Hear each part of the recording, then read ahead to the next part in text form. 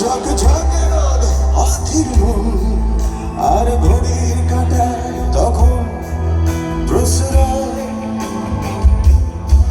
সেদিনের মতো কলেজের ক্লাস শেষ হয়ে গেছে, অবকাশ পাওয়া গেছে, ফের দেখার আকাশ নীলছে সময়।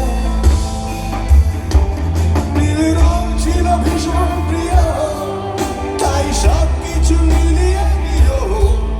মনে পড়ে কি সেদিন বলেছিলাম তোমায় তোমায়, আজ নীল রঙে মিশে গেছে না, আজ রং চিনে নেবার